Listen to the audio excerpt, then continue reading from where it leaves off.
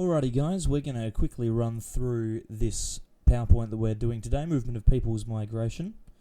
I'm going to do it in about 15 minutes very quickly, so that if you're choosing to watch it in this fashion, you can get on with your work, give yourself a little bit of extra time. Alrighty, so Movement of Peoples. Now, the period that we're talking about, 1750 to 1901, saw an unprecedented increase in migration. More people moved around the world in this period than had moved around in the entire existence of Earth before this point. There was thousands and thousands of people moving around from Europe to America and to Australia and colonies around the world. Some moved within their own countries, from country areas into cities, so people would move from villages into major metropolitan areas like London, or if you were in continental Europe, your Parises or your Romes. You'd move from a country area into a city. Or you could move between countries. So, for example, from England to North America to places like Canada or the United States or some of the colonies in the Caribbean. Talking about the migrants that moved around during this period, there were four main categories of these migrants. Those kind of guys were economic migration. Let me try and remember it with a little money bag there. Social migration, political migration, and environmental migration. So all four of these reasons cover pretty much every reason that anyone could have for wanting to move between countries or between areas of a certain country during this period. We'll have a quick run through them now. Economic migration is the first one we're going to talk about. This is when people move from an area to another area in search of work. So I've got our little gold panner over on the right hand side here. He's probably moved from England to Australia or America for an opportunity to pan some gold to make some money. Alright, so he's leaving one area for an opportunity to actually make some money and get a better job. Due to the Industrial Revolution, which has obviously happened around this time, that lots of us will remember from our opening little preview PowerPoint, lots of jobs were available in cities and were being taken away from country areas. So lots of people would choose to move into cities so that they could actually get a better job. And once gold was discovered in America and Australia, lots of people decided to move from Europe to there. Obviously, gold, you can make a lot of money by panning it and selling it. So you'd want to move to an area that's got it just in case you found a giant nugget of gold that you could sell for a fair hunk of money. Our second one we're going to look at is social migration. So this is people moving for a better quality of life or to be closer to family and friends. This is a really big factor during this period, and again, it relates to those people moving from the country into the city. Alright, and you see this picture here on the left that we're looking at. We've got people who are living in country areas moving towards city areas, and it's kind of similar to how it is now, actually. You have poor harvests or droughts that will affect how much food you can have. You'll have bad houses, or you'll live in hilly and remote areas with lots of chance of drought. So it's not necessarily the best opportunity for you to make a living, whereas in the city there's more opportunities, there's more jobs, there's more wealth, there's more houses, there's more food, there's all sorts of stuff like that you can actually use to increase your quality of life. Many people believe that these cities, these industrial cities like London, would provide better opportunities for them and their family, so they would move from the country into the city to try and make the most of that. Others believe these opportunities could be gained by moving overseas, so places like North America was a big one for people moving to try and improve their quality of life. They'd heard from people that had moved over there earlier that it was a very, very good place to make a living, so they decided to go over there as well. Political migration is our third category of migration. Essentially, this is people moving to escape political persecution or war. Now you see the picture down the bottom there. It's a group of people called Puritans who moved from England to America to escape political persecution. Essentially, they had quite a few disagreements with the King of England, and he decided that he didn't like them anymore, didn't want them around, and so he started executing people. So the Puritans decided to leave England and move to North America, where they colonized places in Canada and North America. And there's quite a lot of, if we had been in an American school, there's quite a lot of information that we would have learnt about these Puritans, because there's a big part of North American history. Many people, like I've said, people who left England in the 18th and 19th centuries for political migration purposes, were vocal criticisers of the monarch, and they were usually transported, as in they were convicts and sent away for the crime of criticising the monarch, or they decided to flee from England in search of a safer life. Alright, so these guys are essentially leaving so that they can be free to express their own opinion.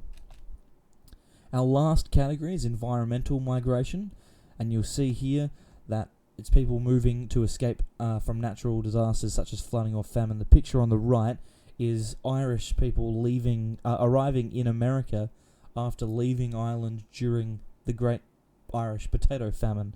It sounds kind of silly, but one of the main food sources in Ireland during this period was potatoes, and at one point they had a very, very, very, very bad crop, very bad harvest of potatoes, and so being the major food thing that they ate, they had very little food. They'd struggle to eat, so lots of people died.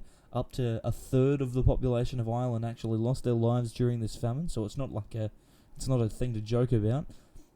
It was a massive, massive, massive environmental disaster that occurred in Ireland, so lots of people decided to leave so they could find food and more opportunity to survive. Like I've said, between 1845 and 52, it led to more than 1 million Irish people leaving their homes in search of a safer environment. So you can imagine that environmental factors would be a massive, massive factor in whether you wanted to leave a country or not. Some influencing factors, alright? There are multiple factors that influence people when deciding if they should leave their homes during this period. These are called push and pull factors, and this is something that's quite important to remember. Push and pull factors. Alright, push factors are negative things that push people away from their homes, kind of force people to leave.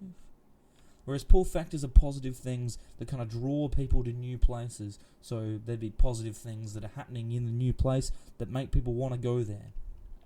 Some examples of some push factors include things like the agricultural revolution, which we'll talk about in a second. Population growth, like an increasing population means that you're going to have less opportunity to succeed, less food, less resources, so you want to leave that area in place of somewhere that's got better stuff. Natural disasters like our Irish potato famine, discrimination and persecution, again we'll talk about that in a second, and forced migration. So this is stuff like convicts and slavery, where people are being forced to leave an area, and we'll talk about both of those in great detail over the next few weeks.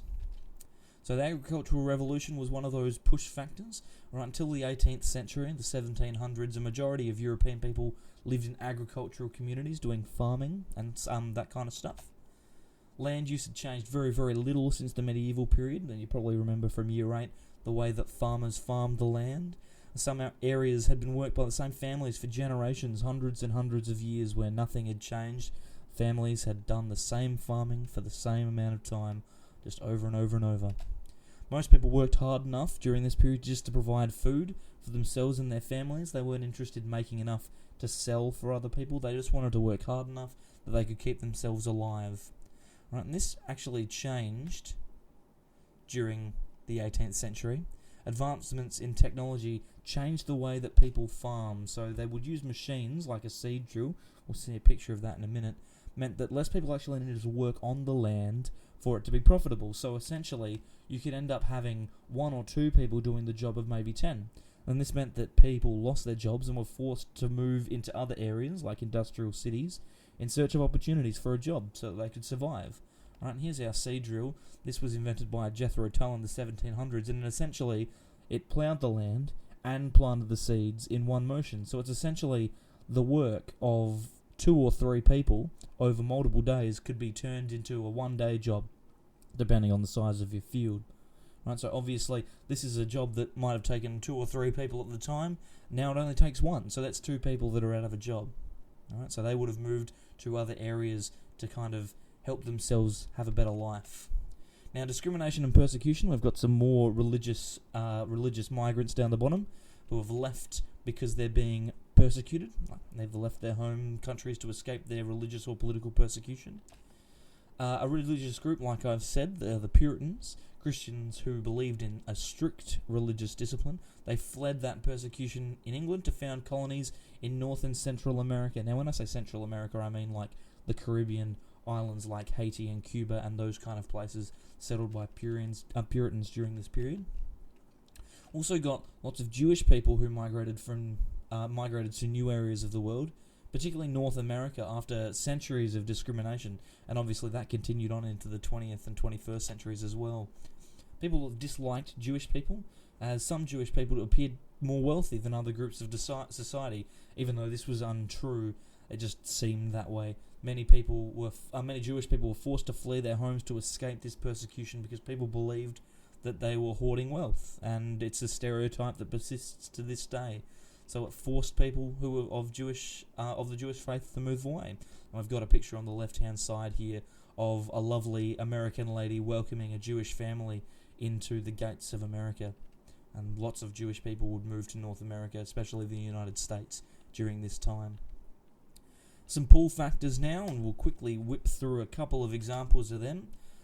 Some pull factors include the promise of a better life, better employment opportunities, greater personal freedoms, fertile land, and more space. And those last two, fertile land and more space, we'll talk about.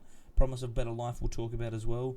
Those other two, employment opportunities and personal freedoms, they come around in great numbers in those other couple examples, so you'll hear about them along the way. Fertile land, we've got a picture of some nice Australian fertile land down the bottom there. The lure of fresh lands to grow crops and graze livestock was a strong lure for many people in 18th century Europe to move away. Australia and North America became very attractive prospects for migrants due to the low cost of land, very, very cheap, and in some cases free, and the good quality of that land to actually grow crops and graze animals. Abundant and rich fertile land also meant that food would be much easier to obtain than it had been in Europe. So if you were struggling to get food in Europe, it'd be really easy to grow your own crops if you were committed and went somewhere else. And it also allowed people who would previously have been peasant farmers, so those people who might have been working the land in the Middle Ages, to build their own personal wealth by selling their crops. And you can see down the bottom there we've got quite a few people harvesting some wheat to sell on the market, and they probably made quite a lot of money for it. The promise of a better life is also a nice pull factor, pulling people towards new areas. So the promise of a better life drew thousands of people towards new lands, and the promise of jobs and security as well as safety for these people and their families were strong driving, pulling factors during the 18th and 19th century. So lots of people wanted that better life, so they'd move away from Europe to North America or Australia to try and get it. So we'll quickly recap this. In 1750 and 1900, between the period of 1750 and 1901, a large period of huge migration, right? Massive migration during this period. Our four categories, we've got economic, social, political, environmental migration. All of these types of migration give us reasons as to why people might have moved away. And those push and pull factors, such as the agricultural revolution and discrimination and persecution for push factors, and some pull factors, some fertile land, and the promise of a better life. Now, what do we do now? If you've watched this video, you've had the presentation in about 15 minutes, head to that online quiz link at the top there, the Google form quiz. After you've done that, there's a worksheet on our website on the 18th and 19th century migration. You'll be able to have a look at some very easy questions, I'd think, based on the information that we've heard in this PowerPoint so far. If you want to go back and have a look at the PowerPoint without me talking over the top of it, there's an opportunity for you to do that on our website. We've got some stuff that you can look at over there. And lastly, if you finish all three of them, have a look at the Movement of Jewish People research task that's also up on the website. This one's probably a little bit more difficult, but definitely worth doing. And if you complete it by the end of the week, you never know, you might earn yourself a prize. If you've got any questions about any of the stuff that you've heard in this screencast today, or you want to ask some questions about what you want to do next, whether it be your worksheet or your research task or your quiz, please don't hesitate to ask. I'll be floating around the classroom. So yeah, thanks for listening, guys, and hopefully you've learnt something about migration during the 18th and 19th century today. Cheers.